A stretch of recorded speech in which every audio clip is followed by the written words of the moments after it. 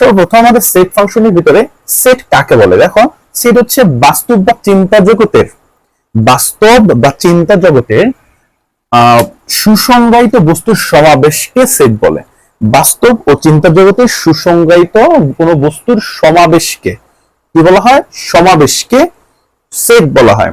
এখন সেটের যদি সংক্ষিপ্ত পরিচিতি দেই, তুমি তোমার আশেপাশে তাকায় দেখো, হয়তো তোমার, যেহেতু তুমি একজন স্টুডেন্ট, তোমার আশেপাশে হয়তো দেখো তোমার আশেপাশে কলম আছে, খাতা আছে, বই আছে, পেন্সিল আছে বা কম্পাস আছে, এই ধরনের কিছু ইনস্ট্রুমেন্ট তোমার আশেপাশে ছড়াই ছিটে আছে। যেহেতু পড়ার টেবিল পরে টেবিল আছে, হ্যাঁ, এই বিষয়গুলোকে তুমি যদি বলো, আমি তোমার যদি ধারাবাহিক ভাবে লেখো, তাহলে তুমি বলবে স্যার যে আমার কাছে কি কি আছে? একটা বই আছে, আমার আশেপাশে একটা টেবিল আছে, একটা কলম আছে, আমার আশেপাশে কি আছে? একটা পেন্সিল আছে, একটা কম্পাস আছে। আচ্ছা, আমি যদি তোমাকে বললাম এই বিষয়গুলো তুমি জাস্ট লেখো, তোমার আশেপাশে কোন ইনস্ট্রুমেন্ট গুলো ছড়ায় ছিটা আছে, ওই বিষয়গুলো তুমি জাস্ট লিখো। এই বিষয়ে জাস্ট এইটার দুই পাশে যদি আমরা সেকেন্ড ব্র্যাকেট ইউজ করি, সেকেন্ড ব্র্যাকেট ইউজ করি, এবং এই সবগুলো মিলিয়ে যদি আমরা একটা কিছু একটা নাম দিই, মনে করো আর একটা নাম দিলাম, এই আর কে বলা হবে একটা সেট। অর্থাৎ বেশ কিছু এলিমেন্ট, অর্থাৎ উপাদানকে যদি আমরা একটা সেকেন্ড ব্র্যাকেটের ভিতরে বন্দি করে সবগুলোরে একটা নামে ডাকি, সেটা হবে সেট। কথা কি মানে কিছুটা হলে বুঝতে পারছো? সেট হচ্ছে অনেকগুলো উপাদানকে একবারে ডাকা, একবারে একটা নামে ডাকা, যে আর সেট। হ্যাঁ, আর সেটের উপাদানগুলো কি কি? বই, টেবিল, কলম, পেন্সিল, কম্পাস, এই সবগুলোরে একবারে আমি বলবো আর সেট। অর্থাৎ অনেকগুলো এলিমেন্টের একটা কমন নাম দিলাম, এই এবং তাকে কিসের ভিতরে রাখলাম? সেকেন্ড ব্র্যাকেটের ভিতরে লিখলাম, এরই নাম হচ্ছে সেট। মনে রাখবা যে সেটের ভিতরে আমাদের যে আলাদা আলাদা জিনিসগুলো দেখতে পাচ্ছ, এগুলো আলাদাভাবে বলা হয় উপাদান। এগুলো কি? উপাদান। মনে রাখবা, মনে থাকে যেন, এটা হচ্ছে প্রত্যেকটা জিনিসকে আলাদা আলাদা ভাবে উপাদান বলা হয়। অর্থাৎ অনেকগুলো উপাদান মিলে একটি সেট গঠন করে, অনেকগুলো উপাদান মিলে একটি সেট গঠন করে। অর্থাৎ আমি যদি এখন লিখি, ফর এক্সাম্পল, এ সমান 1 2 3 4 5 6, মনে করো এগুলো উপাদান লিখলাম।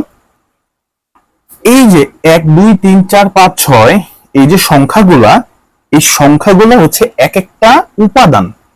এই যে এক একটা উপাদান, দুই একটা উপাদান, এগুলো হচ্ছে আলাদা আলাদা এক একটা উপাদান।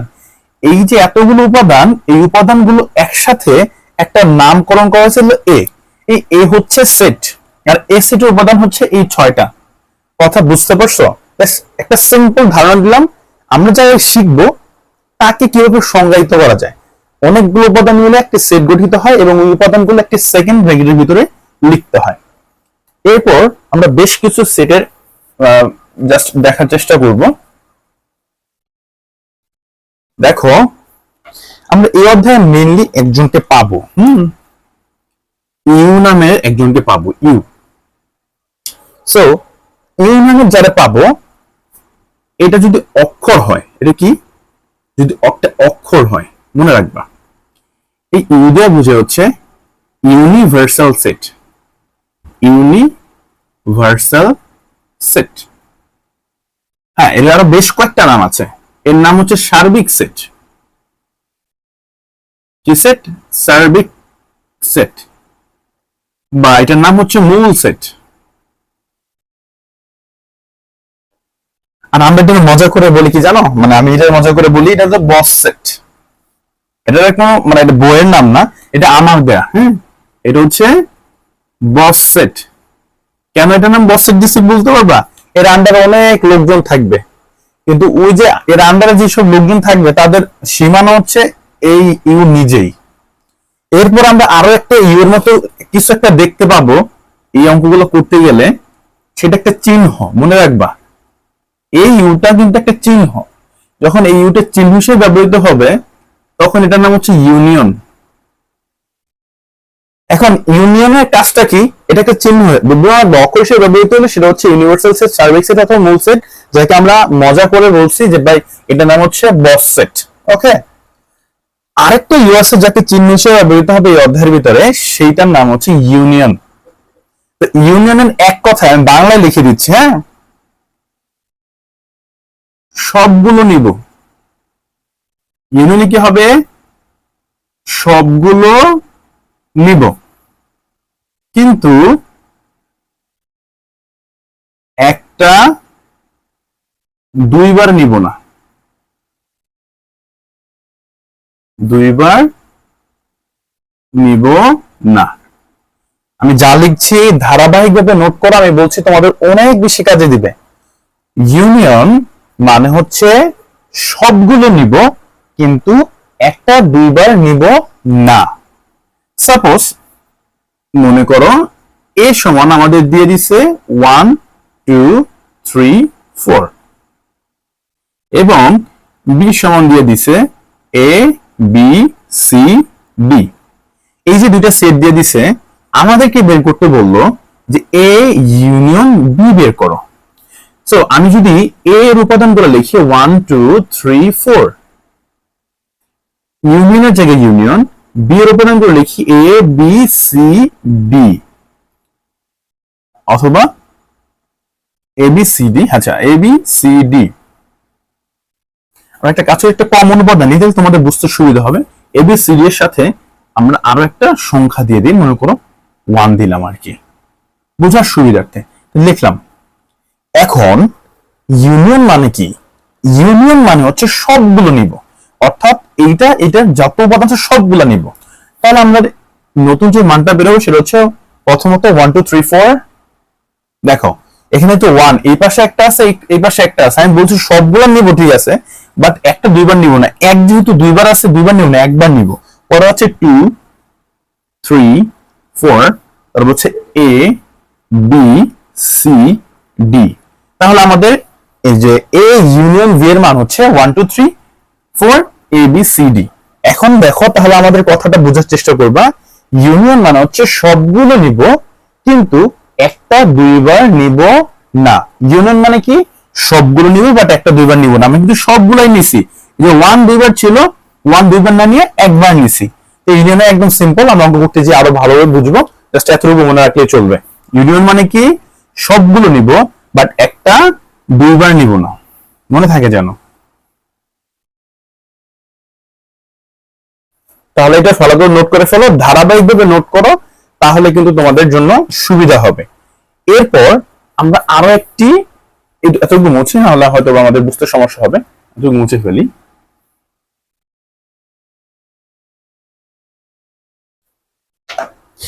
আরো একটা চিহ্ন পাবো যেটা ঠিক ইউ এর উল্টা।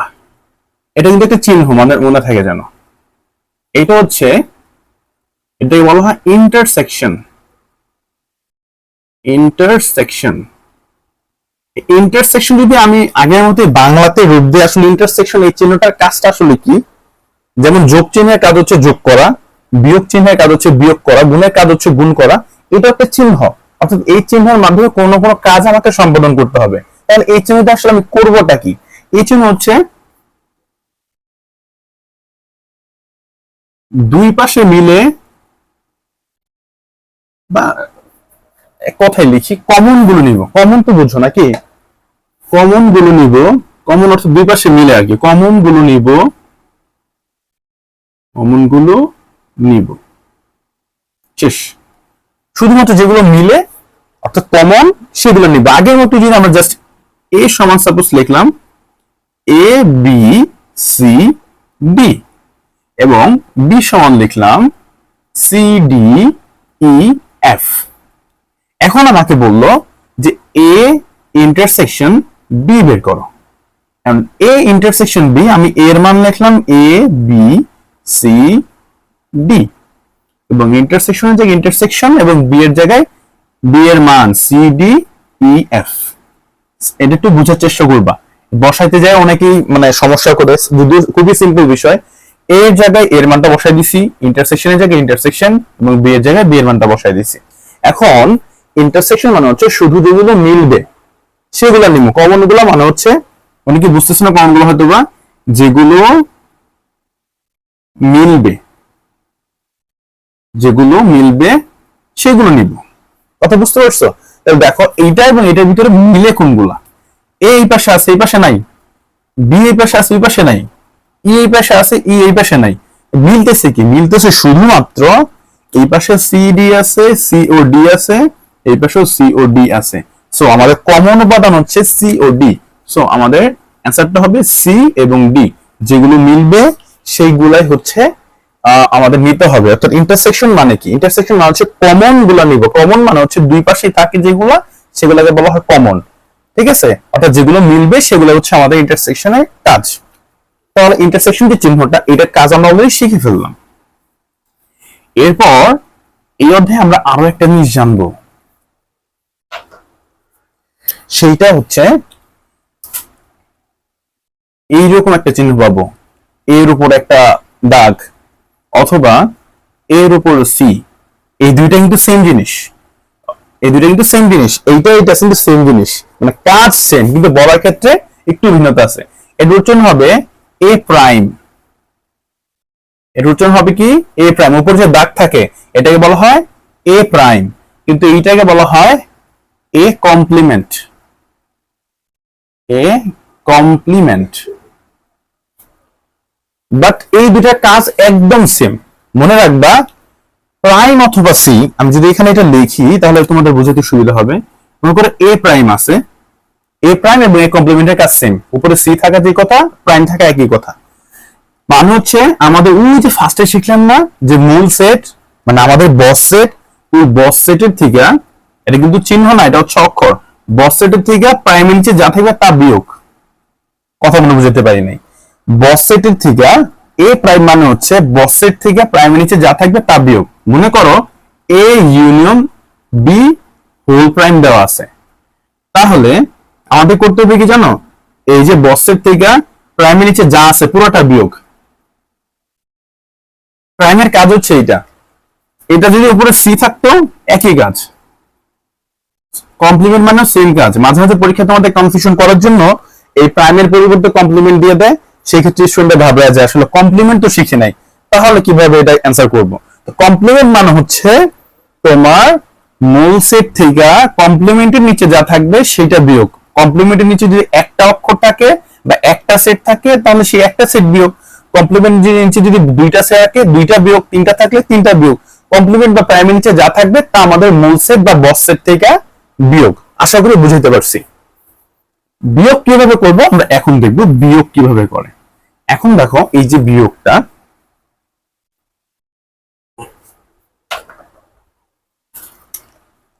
আমাদের এইভাবে একটা চিহ্ন ব্যবহার করে। হ্যাঁ, এটাকে বলা হয়, এটার পরিবর্তে আমরা লিখতে পারি এ বিয়োগ বি। এইটাকে আমরা বাংলায় বলবো বাদ চিহ্ন। কি চিহ্ন? বাদ চিহ্ন। অর্থাৎ এ এর উপাদান থেকে বি এর উপাদান বিয়োগ। মনে করো ফর এক্সাম্পল আমাদের দিয়ে দিচ্ছে এর মান, আমরা এখানে একটু লিখে নেই তাহলে বুঝতে সুবিধা হবে। হ্যাঁ, এর মানগুলো একটু লিখে নেই। মনে করো এর সমান তোমাদের দিয়ে দিচ্ছে 1 2 3 4 এবং বি সমান তোমাদের দিয়ে দিচ্ছে 3 4 5 and 6। এখন তোমাদেরকে বের করতে বললো এ বাদ বি, এইটা সমান আসলে কি এটা বের করো তোমরা। সো বাদ মানে হচ্ছে বিয়োগ দেওয়া। সো তোমরা যেটা করবা সেটা হচ্ছে এ থেকে বিটা বিয়োগ দিবা। এর উপাদান লিখি 1 2 3 4, বাদ বি এর উপাদান হচ্ছে 3 4 5 and 6। এখন এই বাদের কাজটা আসলে কি? বাদের কাজটা করতে হয়, এটা খুবই ইম্পর্টেন্ট। এইখানে মোস্ট অফ দ্য স্টুডেন্ট ভুল করে। বাদের কাজটা একটু ভালো করে বুঝবা। এ বাদ বি যখন বলছে বি এর উপাদান পুরোপুরি বাদ, বি এর উপাদান পুরোপুরি বাদ। কথা বুঝতে পারছো? এখন এ বাদ বি যে বললাম, বি এর উপাদান কিন্তু পুরোপুরি বাদ। বি এর কোনো উপাদান আমি অ্যান্সারে লিখতে পারবো না। পাশাপাশি এ কি করছে জানো? যে ভাই তুমি আমার বাদ দিয়ে দিলা, দাঁড়াও আমি তো নিজে বাদ যাবো, এমনি সহজে বাদ যাবো না। আমি কি করবো, আমার সাথে যা মিলবে আমি সেগুলো সহ নিয়ে বাদ চলে যাবো। কথাটা বোঝার চেষ্টা করবা। এ তো পুরোপুরি বাদ। এ কি করবে, এর সাথে যে উপাদানগুলা বি তো পুরোপুরি বাদ, বি এর সাথে যে উপাদানগুলো এর মিলবে ওইটা সহ বাদ যাবে। মনে করো বি এর ভিতর উপাদান আছে কি 3 4 5 6, এখন 3 4 এর ভিতরেও আছে, যেগুলো মিলবে ওইগুলো সহ বাদ। এখন কথা হচ্ছে বলবে, অনেকেই বলবে যে মিলে নাই 1 2 আর হচ্ছে 5 6, এই পুরোটা কি অ্যান্সার? না, পুরোটা অ্যান্সার না। বি এর উপাদান পুরোপুরি বাদ এবং বি এর উপাদান যেগুলোর সাথে এর উপাদান মিলবে ওইগুলো সহ বাদ। কথা বুঝতে পারছো? অর্থাৎ আমার অ্যান্সার হবে শুধুমাত্র 1 এবং হচ্ছে 2, অর্থাৎ অ্যান্সার শুধুমাত্র 1 2। বি কিন্তু পুরোপুরি বাদ। তুমি বি এর কোনো উপাদানই তুমি অ্যান্সার লিখতে পারবে না। বি বাদ যাওয়ার আগে বলতেছে যে আমার সাথে যেগুলো মিলবে আমি এগুলো সহ বাদ দিয়ে ফেলাম, অর্থাৎ ওর সাথে মিলছে কে এর উপাদান 3 আর 4 মিলছে, সো এই দুইটা বাদ দিয়ে ফেলাইছি, কিন্তু যা মিলে না তা হচ্ছে অ্যান্সার। বি এর কিন্তু দুটো উপাদান মিলে না, এটা ভালো করে খেয়াল রাখবা, তারপরে লিখতে পারি না, কারণ বি পুরোপুরি বাদ। এ থেকে বি বাদ মানে হচ্ছে বি পুরোপুরি বাদ এবং বি এর যে উপাদানগুলো এর সাথে মিলবে ওইগুলা সহ বাদ। তো তোমাদের জন্য আমার একটা ছোট্ট কোয়েশ্চেন থাকবে, তোমরা আসলে এই ব্যাপারটা বুঝতে পারছো কিনা। আশা করি সবাই বুঝছো। তোমাদের একটা ছোট কাজ দিয়ে দেবো যে তোমরা আসলে করতে পারবে কিনা, এটা আমি করবো না, হ্যাঁ তোমার কমেন্ট জানিয়ে দেবে এটা পারবা কিনা। জাস্ট এই বাদেরই জাস্ট তোমাদের একটা এক্সাম্পল নেওয়া হবে, যেমন এ সমান মনে করো এ বি সি ডি এবং বি সমান 1 2 এ বি। হ্যাঁ সরি, এটা বি সমান হবে, বি সমান এটা দেয়া আছে। তোমাদেরকে বললো এ সরি বি বাদ এ বের করতে। কি বের করছে? বি বাদ এ বের করো। দ্রুত জাস্ট অঙ্কটা করে অ্যান্সারটা কমেন্টে আমাদের জানায় দাও। যদি আমি দেখি যে তোমার অ্যান্সার সঠিক হয়েছে তাহলে বুঝবো তোমাদেরকে আমি বোঝাতে সক্ষম হয়েছি। তার মানে এ এবং বি থেকে এ তোমাকে বাদ দিতে হবে। বাদ দেওয়ার ক্ষেত্রে মনে রাখবা পরে যে থাকবে সে পুরোপুরি বাদ, অর্থাৎ এখানে এ পুরোপুরি বাদ এবং এর সাথে বি এর উপাদান যেগুলো মিলবে সেগুলোও বাদ, মনে থাকে জানো। এখন আসে আমাদের এই আলোচনাগুলো, এসেছিল আমাদের একদম বেসিক আলোচনা। এখন আমরা জাস্ট একটু আস্তে আস্তে আরেকটু বোঝার চেষ্টা করি অধ্যায় আর কি কি আছে, এই অধ্যায়। দেখো এই অধ্যায় ফার্স্টই বলছে তালিকা পদ্ধতি ও সেট গঠন পদ্ধতি, অর্থাৎ সেট। এই যে সেট সাহেব উনি বলতেছে যে আমি দুই ভাবে নিজের প্রকাশ করতে পারি। একভাবে হচ্ছে তালিকা পদ্ধতিতে প্রকাশ করতে পারো, তালিকা পদ্ধতি, আরেকটা হচ্ছে সেট গঠন পদ্ধতি। সেট গঠন পদ্ধতি। তালিকা পদ্ধতি কোনটা? এখন পর্যন্ত আমরা যেটা মানে এই পর্যন্ত যত এক্সপেরিমেন্ট করলাম, ছোট ছোট বিষয় শিখলাম, অর্থাৎ এ সমান মনে করে দিয়ে দিছিল আমাদের 1 2 3 4, অথবা বি সমান দিয়ে দিছে মনে করো বই খাতা কলম, যাই দিচ্ছে না কেন, এই যে আমাদের ডিরেক্টলি এ সমান ডিরেক্ট একটা মান দিয়ে দিছে, এইগুলো হচ্ছে আমাদের তালিকা পদ্ধতি।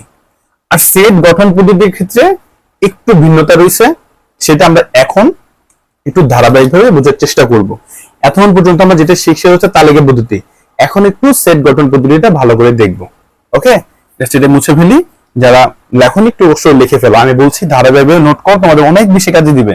আমি কিন্তু একদম যারা কিছুই বুঝে না তাদের জন্য আমি একদম গোড়া থেকে বুঝাইতেছি, কারণ এই কোর্স যেই কন্টিনিউ করো না কেন, যে কোনোদিন গণিত পড়ে না, সেও আজকে শিখে যেতে পারবে ইনশাল্লাহ।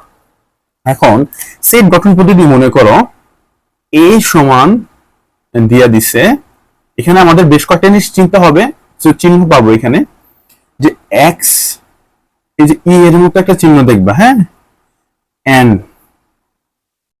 এখন দিয়া বললো such that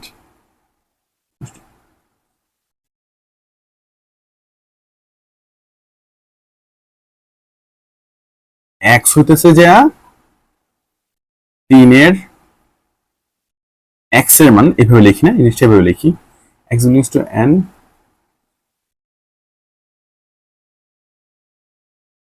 এক্স এর মানটা সরি তোমার 3 এর থেকে বড় এবং মনে করো 10 এর থেকে বা 8 এর 5 এর 6 থেকে ছোট, এরকম কিছু একটা তোমার মান দিয়ে দিছে।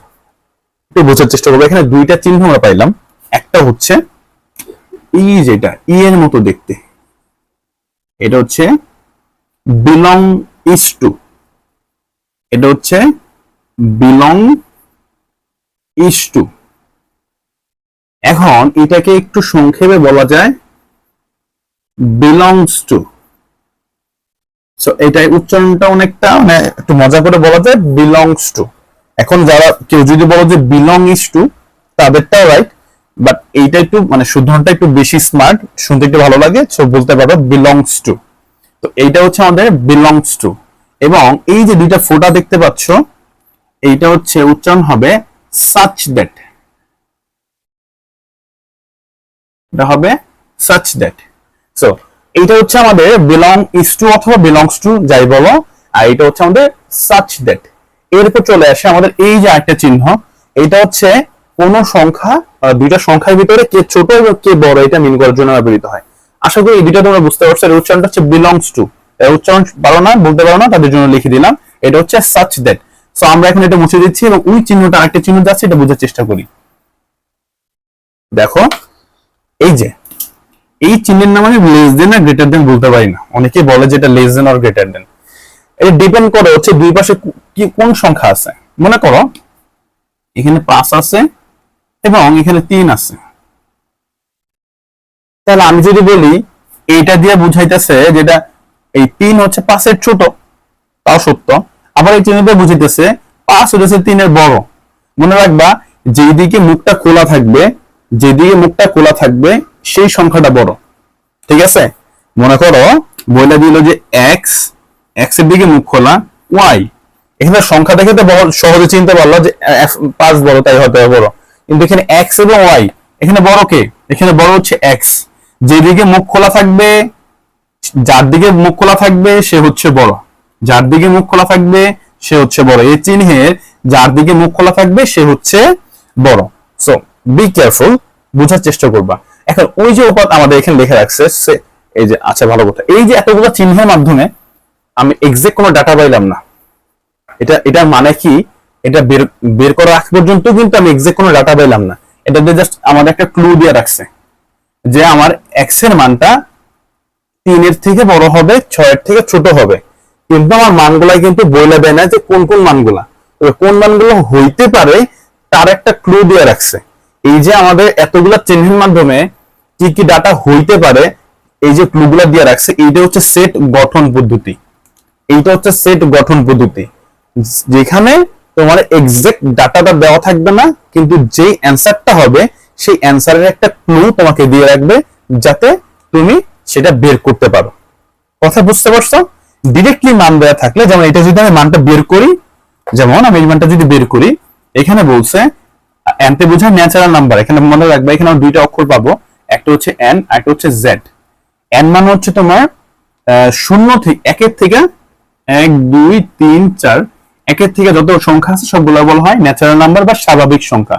আর যত মাইনাস সংখ্যা আছে, যত 0, যত 1 2 3 যত সংখ্যা আছে সকল সংখ্যা হচ্ছে পূর্ণ সংখ্যা, যাকে জেড দিয়ে প্রকাশ করে। অর্থাৎ যখন জেড থাকবে তখন -0 এবং 1 2 3 সব নিতে হবে।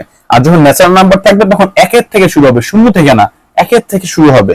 1 এর থেকে যত ধনাত্মক সংখ্যা আছে, ধনাত্মক পূর্ণ সংখ্যা আছে, তাকে বলা হয় স্বাভাবিক সংখ্যা। পূর্ণ সংখ্যাকে গেলে একবার ভগ্নাংশ যেটা না সেটাই পূর্ণ সংখ্যা। ভগ্নাংশ মানে হচ্ছে 2.5, এমন কোন দশমিক যদি না থাকে সেটা যেমন হোক সেটা হচ্ছে পূর্ণ সংখ্যা। আর তোমার স্বাভাবিক সংখ্যা হচ্ছে ধনাত্মক পূর্ণ সংখ্যাগুলোকে বলা হয় স্বাভাবিক সংখ্যা। ওকে, আমরা এখন যাই আমাদের মূল টপিকে। আমি চেষ্টা করছি তোমাদের একদম ছোট ছোট সব বিষয়গুলো ভেঙে বলার জন্য। তারপর যদি আমরা দেখি, আসলে এখানে বলছে এক্স এর মান 3 এর থেকে বড়।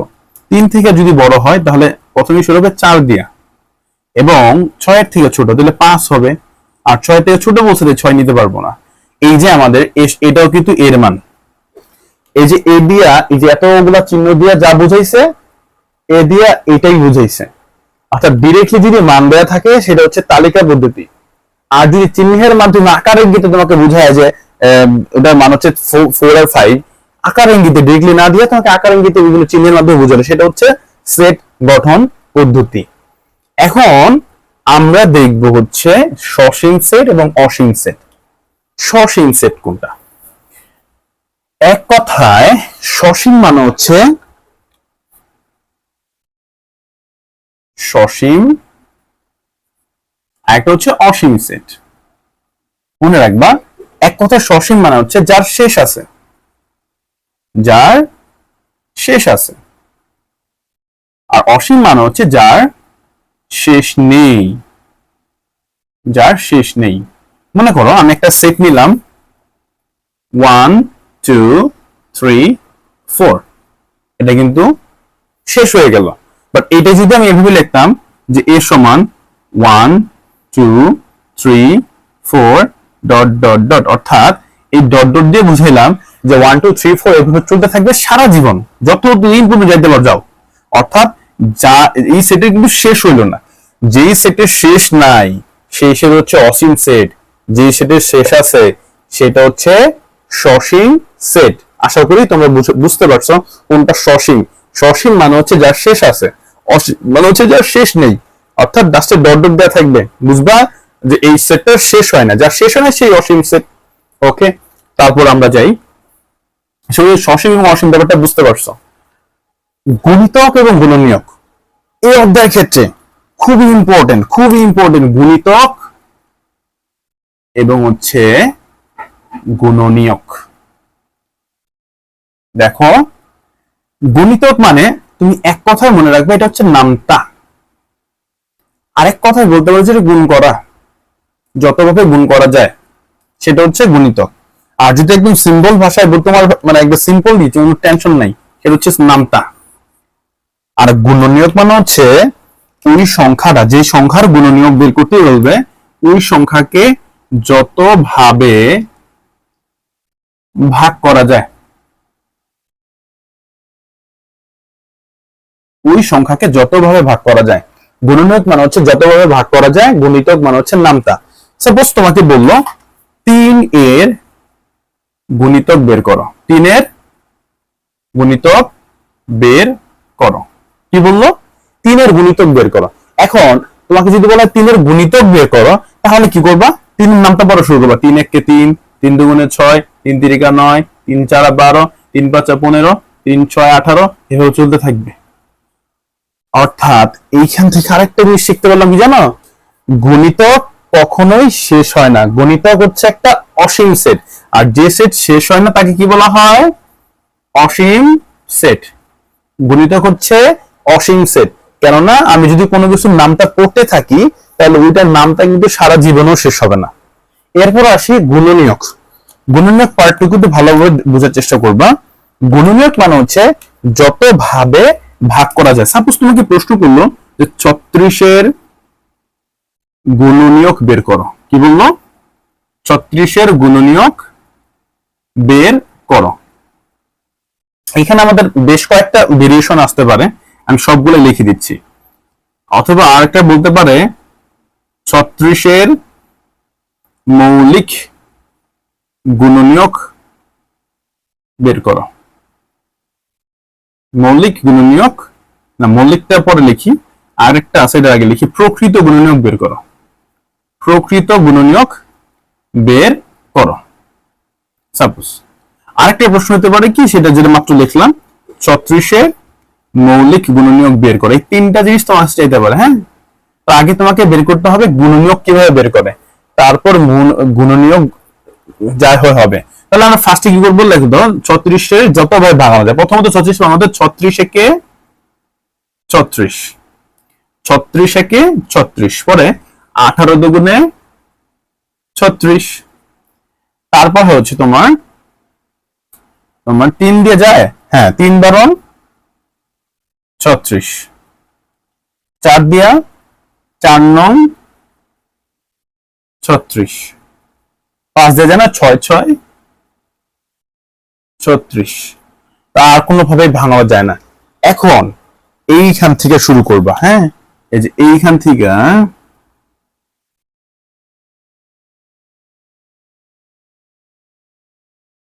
এইটু দেখো, এইখানে যা উপাদান দেখছো সবগুলো হচ্ছে 36 এর গুণনীয়ক।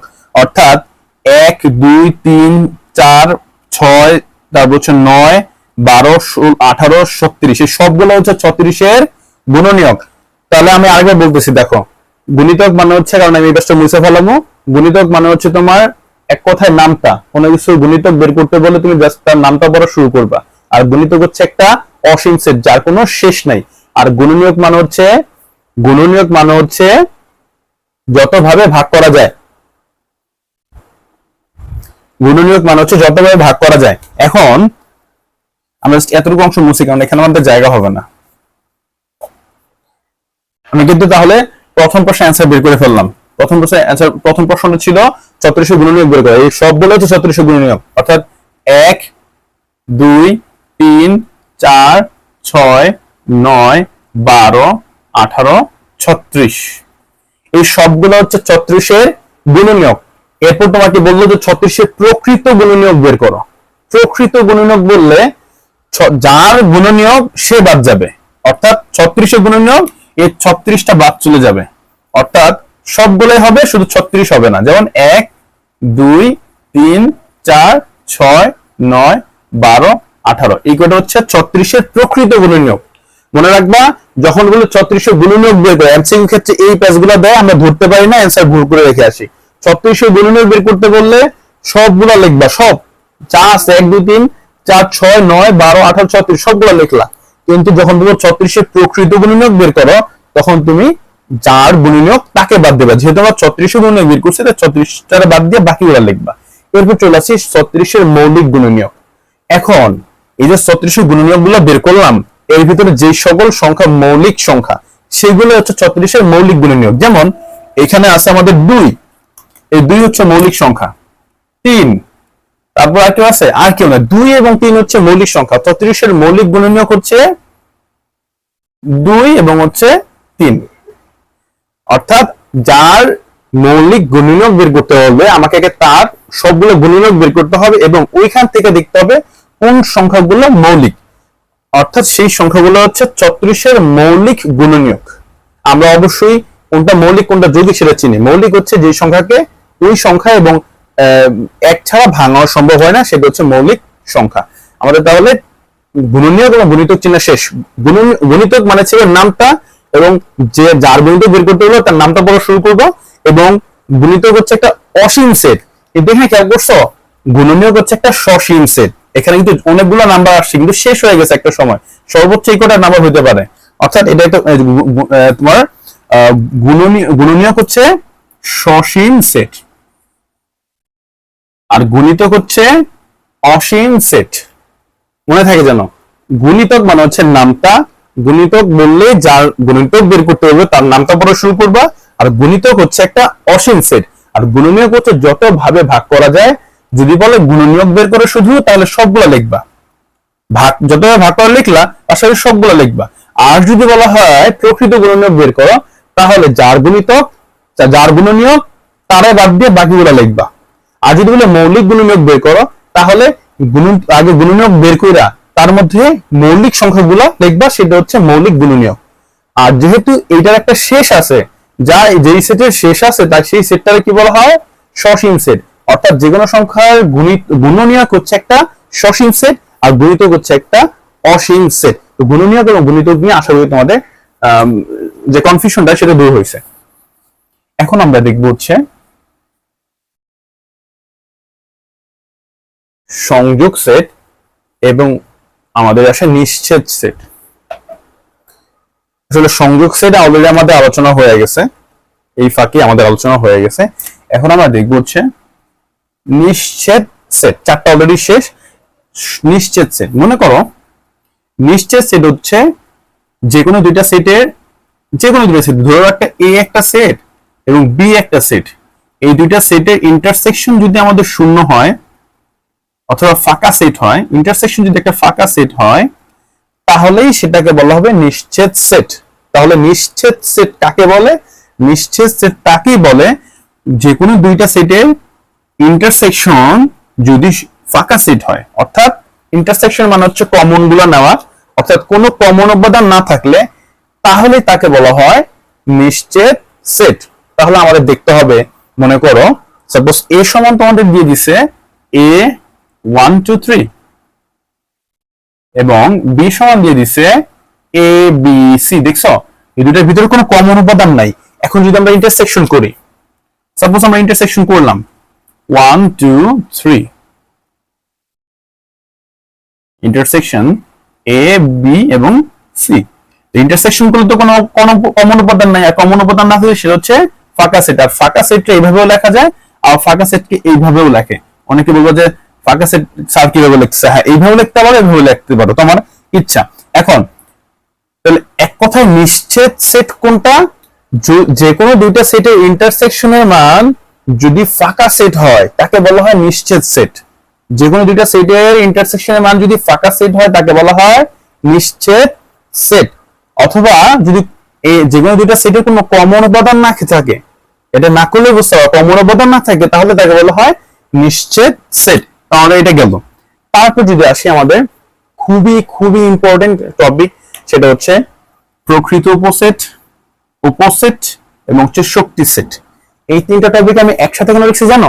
এই তিনটা টপিকের মধ্যে আমরা মূল্যায় ফেলাই। হ্যাঁ, তবে এইটা সেট ও ফাংশনের ক্ষেত্রে, মানে সেটের ক্ষেত্রে সবচেয়ে ইম্পর্টেন্ট একটা টপিক। এখান থেকে আমাদের 4 মার্কের কোশ্চেন প্রায়ই আসে। সো ভালো করে বোঝার চেষ্টা করবা। দেখো, মনে করো আমাদের একটা সৃজনশীল যদি আমরা একটা চিন্তা করি, মনে করো এ সমান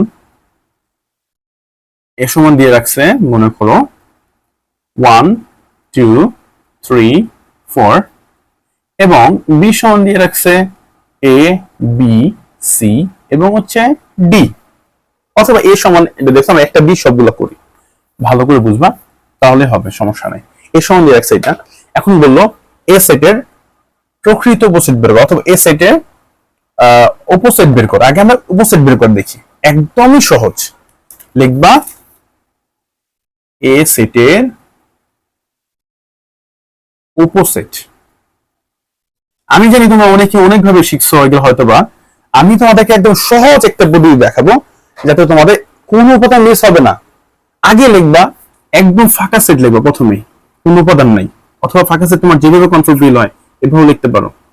প্রথমে লিখবা ফাঁকা সেট, লিখলা, পরে কমা, তারপর এই উপাদানগুলো আলাদা আলাদা ভাবে লিখবা একটা একটা করে, 1 2 3 4, আলাদা লেখা শেষ। এখন দুইটা দুইটা করে লেখার পালা। এইখানে এসে আমাদের একটা কাজ শিখতে হবে। কাজটা কি জানো?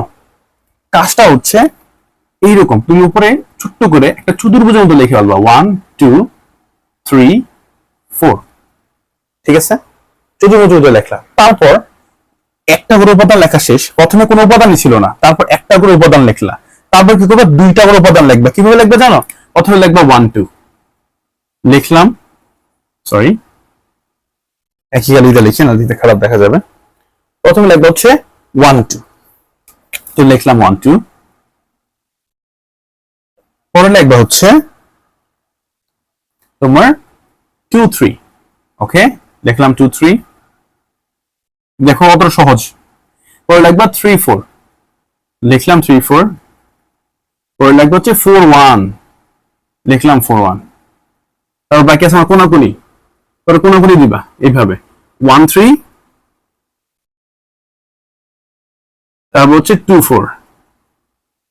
দেখো তো কতটা সহজ। আমি আরেকবার বলতেছি, কি বলবা? প্রথমে লিখবা 1 2 2 3 3 4 4 1, পরে হচ্ছে 1 3 2 4। তাহলে এই সিকোয়েন্সটা যদি মানে ফলো করো তাহলে কিন্তু তোমাদের ভুল হওয়ার সম্ভাবনা নাই, ভুল হওয়ার সম্ভাবনা একদমই নাই। আবারও দেখো, এখন আমাদের লিখতে হবে দুইটা করে লেখা শেষ। যতভাবে দুইটা লেখা যেত আমি লেখা শেষ। প্রথমে লিখলাম কোনো উপাদান নাই, পরে লিখলাম একটা কইরা, পরে লিখলাম দুইটা কইরা, যতভাবে দুইটা লেখা যায়। এখন লিখবো হচ্ছে আমরা তিনটা করে। আবার মনে মনে একটা সুন্দর বক্স তৈরি করো, 1 2 3 4। খুব ইম্পর্টেন্ট, খুব ফোকাসড হইবা। হ্যাঁ, এখন আমরা করবো কি? প্রথমে এই 1 এর থেকে শুরু করবো, 1 2 3, এই তিনটা লিখবো। কি লিখবো? 1 2 3, লিখলাম 1 2 3, 1 2 3। ভালো করে বুঝবা, 1 2 3 লিখলাম। শুরু করছি কার মাধ্যমে? 1 এর মাধ্যমে না, সো 1 বাদ। যারা দিয়ে শুরু করবা সে বাদ, তো থাকবে হচ্ছে 2 3 4। তো কার লিখবো? 2 3 4, এই যেভাবে, এখন চক্র এইভাবে 2 3 4, 2 3 4, 2 3 4। তাহলে এটা কারা দিয়ে শুরু করছি? 2 দিয়া। তাহলে 2 এর ঢাকে ভালাই, 2 এর ঢাকলে আসে 3 4 1, 2 এর ঢাকলে কি আসে 3 4 1, ভালো করে বুঝবা 3 4 1। তারপর শুরু করছে কারি দিয়া 3 দিয়া, 3 ঢাকা ফেলাও, ওরা হয় 4 1 2, 3 দিয়ে শুরু করছিলাম না, তুমি 3 টা ঢাকো, দেখো 3 ঢাকা ফেলাইলে 3 ঢাকলে হবে 4 1 2, আবার লিখে ফেলাই 4 1 2। যত ভাবে তিনটা লেখা যাইতো 1 2 3, পরে 1 ডাকলাম, 2 3 4, পরে 2 ডাকলাম, 3 4 1, পরে 3 ডাকলাম, 4 1 2 দেখে ফেলাইছি। এখন বাকি আছে শুধু আমাদের সেই মূল সেট, এই মূল সেটটা লিখে ফেলাইবা 1 2 3 4। তাহলে আমাদের দেখো এবার গুণা দেখো কয়টা হয়, 1 2 3 4 5 6 7 8 9 10 11 12 13 14 15 16, 16টা। তাহলে এটা করার সিস্টেমটা কি, যদি না বুঝে ভিডিওটা একটু পিছনের দিকে আরেকবার দেখো, 2টা কিভাবে বের করছে আর 3টা কিভাবে বের করছে, খুবই সহজ একটা মেথড কিন্তু তোমাদের দেখাইছি। প্রথমে অনুপাতটা লিখবা না, পরে একটা করে লিখবা, পরে যতগুলো 2টা লেখা যায় লিখবা, যতগুলো 3টা লেখা যায় লিখবা, এবং মূল সেট লিখবা। কথা বুঝছো? প্রকৃত উপসেট এবং তোমাদের কি বলে শক্তি সেট, এইটা একটা সূত্র মেনে চলে। কি মেনে চলে? সূত্র মেনে চলে। সূত্রটা হচ্ছে 2 টু দি পাওয়ার n, এই যে দুইটা প্রকৃত উপসেট না, শক্তি সেট এবং হচ্ছে উপসেট, এই দুইটা এই সূত্রটা মেনে চলে, 2 টু দি পাওয়ার n সূত্র মেনে চলে। এই n কি? n হচ্ছে উপাদান সংখ্যা, n হচ্ছে উপাদান সংখ্যা। কয়টা উপাদান? 1 2 3 4টা উপাদান না? এখন তুমি n এর মানটা বসাই দাও 4, 2 টু দি পাওয়ার 4 মানে হচ্ছে 16। অর্থাৎ আমরা যে এই সেটের উপসেট বের করবো সেটা হবে মোট 16টা। তো আমরা গুণে দেখলাম কয়টা হয়েছিল, 16টা হয়েছে। 1 2 3 4 5 6 7 8 9 10 11 12 13 14 15 16, 16টা। এখন শক্তি সেটটা বের করবো, শক্তি সেটের উপাদান হবে তোমার 16টা। তাহলে what is the different between Shakti set অর্থাৎ পাওয়ার সেট এবং হচ্ছে উপসেট, এই দুটোর ভিতরে মানে ডিফারেন্টটা কোথায়? ডিফারেন্টটা হচ্ছে আমাদের যদি বলে এ সেটের পাওয়ার সেট বের করো, অর্থাৎ এ সেটের পাওয়ার সেট, অথবা এটা আরো একটা নাম আছে এ সেটের শক্তি সেট, অথবা মাঝে মাঝে লেখা দেখবা কোনো গাইডে লিখবে পি অফ এ লেখা, একই কথা। হ্যাঁ, এই দুটো একই কথা, অথবা এ সেটের শক্তি সেট একই কথা। এইটা এবং হচ্ছে উপসেটের ভিতরে পার্থক্য হচ্ছে, উপসেটে আমরা এভাবে লিখলাম কিন্তু ফার্স্টে এবং লাস্টে কোনো সেকেন্ড ব্র্যাকেট ইউজ করি নাই। কিন্তু যখন বলবে এ সেটের শক্তি সেট বের করো, পাওয়ার সেট বের করো, তোমাকে ফার্স্টে এবং লাস্টে এক্সট্রা একটা সেকেন্ড ব্র্যাকেট ইউজ করতে হবে। এই এক্সট্রা একটা সেকেন্ড ব্র্যাকেট কখন থাকবে? যখন বলবে তোমাকে এ সেটের পাওয়ার সেট অথবা এ সেটের শক্তি সেট অথবা পি অফ এ বের করো, তখন কি হবে? তোমার এক্সট্রা একটা সেকেন্ড ব্র্যাকেট দেওয়া লাগে। কিন্তু উপসেটের ক্ষেত্রে এই সেকেন্ড ব্র্যাকেটটা ইউজ করতে হয় না। উপসেটের ক্ষেত্রে তুমি 16টা উপাদান লিখবা, আবার পাওয়ার সেটের ক্ষেত্রে 16টা উপাদান লিখবা, কিন্তু উপসেটের ক্ষেত্রে এক্সট্রা যে সেকেন্ড ব্র্যাকেট সেটা দিতে হয় না। কিন্তু এ সেটের ক্ষেত্রে মানে পাওয়ার সেটের ক্ষেত্রে অথবা পি অফ এর ক্ষেত্রে তোমাকে এক্সট্রা একটা সেকেন্ড ব্র্যাকেট ইউজ করতে হবে। এখন লাস্ট পরে আছে আমাদের প্রকৃত উপসেট। দেখো একটু আগে আমরা শিখছিলাম প্রকৃত গুণনীয়ক। প্রকৃত যখন হয় তখন মূল জিনিসটা হয় না। প্রকৃত গুণনীয়কের ক্ষেত্রে আমরা যে যার গুণনীয়ক তার আবার দিয়ে দিছিলাম না, এখন প্রকৃত উপসেটের ক্ষেত্রেও যার উপসেট বের করবো তারাই বাদ দিয়ে দিব, অর্থাৎ মূল সেটটা হবে না। অর্থাৎ এখানে আমাদের একটা উপাদান কম হবে, মূল সেটটা হবে না, এবং সেকেন্ড ব্র্যাকেট ইউজ হবে না। উপসেট বললেই সেকেন্ড ব্র্যাকেট ইউজ হবে না। প্রকৃত উপসেট বের করতে বললে অথবা উপসেট বের করতে বলে তোমাকে এক্সট্রা সেকেন্ড ব্র্যাকেট ইউজ করতে পারবা না। যখন বলো শক্তি সেট তুমি এক্সট্রা সেকেন্ড ব্র্যাকেট ইউজ করবা। আর উপসেট বলো আর পাওয়ার সেট বলো দুইটা 2 টু দি পাওয়ার n কে সমর্থন করে, অর্থাৎ উপাদান হবে 16টা, শুধুমাত্র উপাদান 15টা হবে। কার? প্রকৃত উপসেটের মূল সেট হয় না, প্রকৃত উপসেটের মূল সেট হয় না। অর্থাৎ প্রকৃত উপসেট সূত্র কোন সূত্র মেনে চলে জানো? প্রকৃত উপসেট মেনে চলে 2 to the power n minus 1, এই সূত্র মেনে চলে। একদম সিম্পল। আমি আবারও বলছি, শক্তি সেট এবং উপসেট এই দুইটা 2 টু দি পাওয়ার n এই সূত্রটি মেনে চলে, আর প্রকৃত উপসেট 2 to the power n minus 1 এই সূত্রটি মেনে চলে। শক্তি সেট এবং পাওয়ার সেটের ক্ষেত্রে 16টা উপাদান হয়েছে, আমাদের যখন 4টা উপাদান থাকে তখন শক্তি সেট অথবা উপসেট করলে 16টা উপাদান পাই। তবে এই দুটোর ভিতরে বেসিক পার্থক্য হচ্ছে উপসেটের ক্ষেত্রে এক্সট্রা সেকেন্ড ব্র্যাকেট ইউজ করতে হয় না, কিন্তু শক্তি সেটের ক্ষেত্রে আমাদের এক্সট্রা সেকেন্ড ব্র্যাকেট ইউজ করতে হয়েছে। আর প্রকৃত উপসেটের ক্ষেত্রে এক্সট্রা কোনো সেকেন্ড ব্র্যাকেট ইউজ করতে হয় না, এবং একটা মূল সেট থাকে না, অর্থাৎ একটা সেট কম থাকে। অর্থাৎ এখানে সেট হবে 15টা। এখান থেকে কিন্তু প্রচুর এমসিকিউ আসে, পাশাপাশি এখান থেকে আমাদের প্রশ্ন আসতে পারে, প্রশ্ন আসে, প্রচুর আসে। এরপর সর্বশেষ আমাদের যে টপিক সেটা হচ্ছে আজকের ক্লাসের একদম সর্বশেষ টপিক, সেটা হচ্ছে কার্তেশীয় গুণজ। এখন কার্তেশীয় গুণজ এই প্রশ্নটা বলতে পারে এরকম, মনে করো ফর এক্সাম্পল তোমাকে এ সমান দিয়ে রাখছে,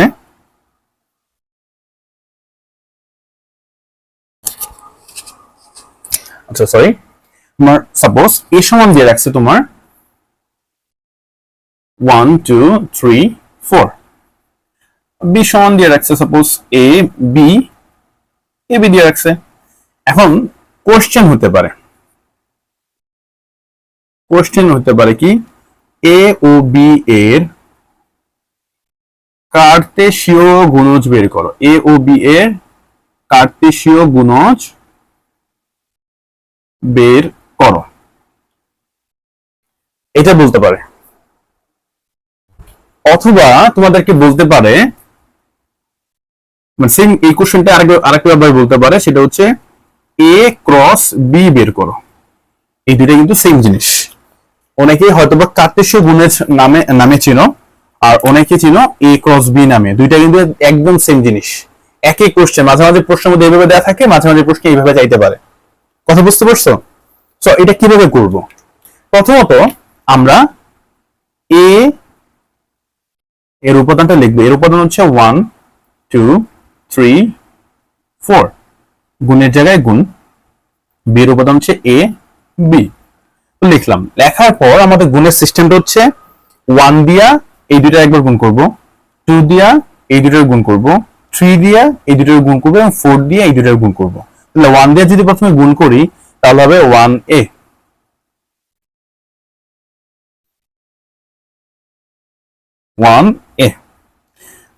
তারপর হচ্ছে 1b। 1 দিয়ে যদি এটা গুণ করি 1a 1b, তারপর 2 দিয়ে গুণ করলে 2a 2b, এবং 3 দিয়ে গুণ করলে 3a 3b, 4 দিয়ে গুণ করলে 4a 4b। এখানে একটা বিশেষ জিনিস লক্ষণীয়, খেয়াল করছো? প্রত্যেকটা উপাদানকে গুণফলকে আমরা ফার্স্ট ব্র্যাকেটের ভিতরে রাখছি। এই পর্যন্ত আমরা যত কাজ করছি কোথাও কিন্তু ফার্স্ট ব্র্যাকেট ইউজ হয় নাই, শুধুমাত্র ফার্স্ট ব্র্যাকেট ইউজ হয়েছে কার্তেশীয় গুণজের ক্ষেত্রে। মনে রাখবা, কার্তেশীয় গুণজের উপাদানগুলা অর্থাৎ গুণফলগুলা লিখতে হয় তোমার ফার্স্ট ব্র্যাকেট দিয়ে, এবং ফার্স্টে এবং লাস্টে একটা সেকেন্ড ব্র্যাকেট হবে, কিন্তু উপাদানগুলো ভিতরে লিখতে হবে ফার্স্ট ব্র্যাকেট ইউজ করে। কার্তেশীয় গুণজের ক্ষেত্রে কি করতে হয়? প্রথমে 1 দিয়ে এই পাশে উপাদানগুলো সবগুলো গুণ করতে হবে, 2 দিয়ে সবগুলো উপাদান গুণ করতে হবে, 3 দিয়ে 4 দিয়ে। এখন এটা একটা শর্টকাট দিয়েছি এমসিকিউর জন্য, যে এর উপাদান কয়টা? 4টা, বি এর উপাদান 2টা, ডিগ্রি গুণ করা হবে 8টা। তাহলে আমাদের মোট কার্তেশীয় গুণজের অ্যান্সার হবে 8টা। 1 2 3 4 5 6 7 8। এমসিকিউ ক্ষেত্রে মাঝে মাঝে বলতে পারে যে এর উপাদান 5টা, বি এর উপাদান 6টা। তাহলে এর কার্তেশীয় গুণজের উপাদান সংখ্যা কয়টা হবে? 5টা এবং 6টা, 5 6 30টা হবে। কথা বুঝছো? এর উপাদান যদি 5টা হয়, বি এর উপাদান যদি 6টা হয়, তাহলে আমাদের কার্তেশীয় গুণজের অ্যান্সারটা হবে 5 6 30টা হবে আমাদের ফলাফল। একদম সিম্পল। আশা করি আজকের এই ভিডিওতে তোমরা অনেক কিছু শিখতে পারছো। আমাদের নেক্সট ক্লাস খুব দ্রুত আপলোড হবে, এবং ধারাবাহিকভাবে তোমাদের প্রত্যেকটি ক্লাস এখন থেকে আমাদের ইউটিউব চ্যানেল এবং আমাদের ফেসবুক সিক্রেট গ্রুপে আপলোড করতে থাকবো। ভালো থাকবা, সুস্থ থাকবা। নেক্সট ক্লাস পর্যন্ত নিজের খেয়াল রাখবা, এবং এখন থেকে প্রিপারেশন নাও, যাতে তোমরা একটা ভালো প্রিপারেশন নিয়ে তোমাদের পরীক্ষা হলে যেতে পারো। আমাদের টার্গেট হচ্ছে তোমাদেরকে যেভাবেই হোক 90+ অ্যান্সার করার একটা সক্ষমতা অর্জন করিয়ে দেওয়া, এবং তোমরা যদি আমাদের এই কাজে মানে হেল্প করো, ইনশাল্লাহ পারবা। ভালো থাকবা, সুস্থ থাকবা। আল্লাহ হাফেজ।